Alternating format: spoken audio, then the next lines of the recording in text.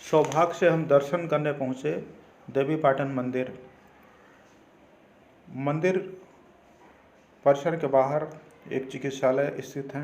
यहाँ पर आप अपनी चिकित्सा करा सकते हैं।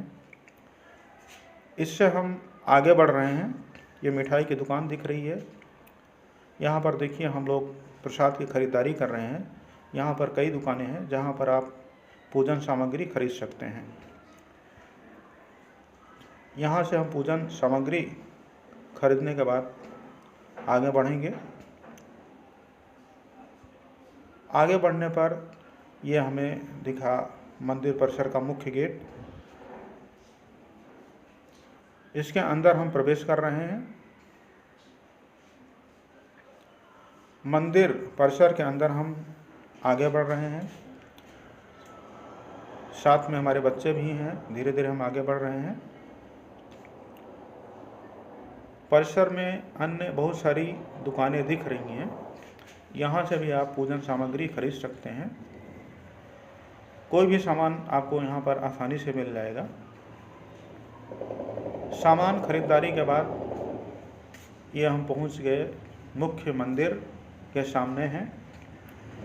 मंदिर के अंदर चबूतरा निर्मित है।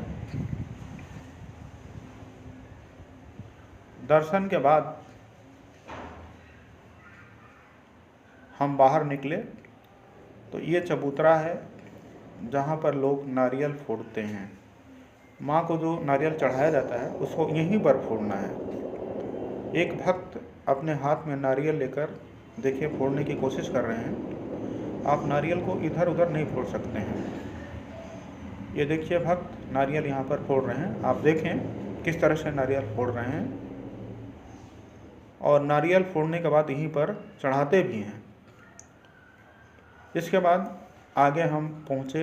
यहाँ पर कपूर और अगरबत्ती जलाने का स्थान है।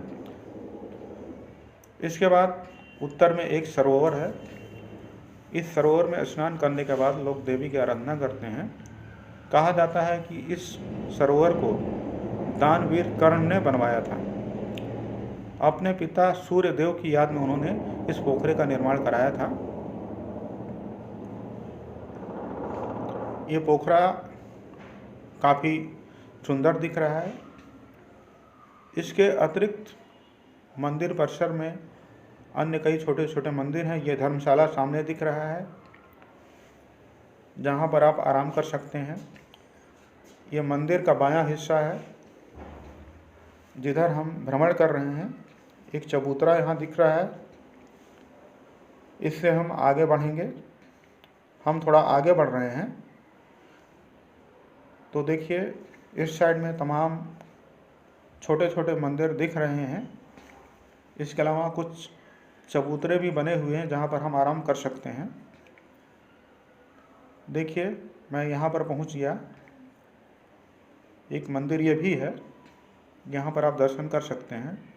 इसके अलावा एक अन्य छोटा मंदिर भी यहाँ पर ये दिख रहा है सामने।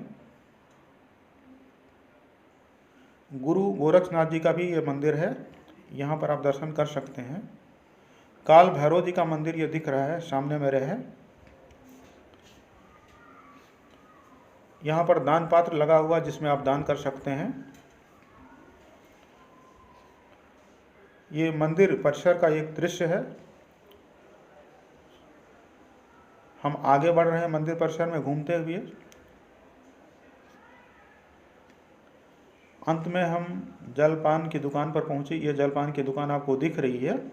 आप दर्शन करने के बाद यहाँ पर जलपान कर सकते हैं और सुकून के कुछ पल बिता सकते हैं, अपनी थकान मिटा सकते हैं आराम से यहाँ पर बैठकर।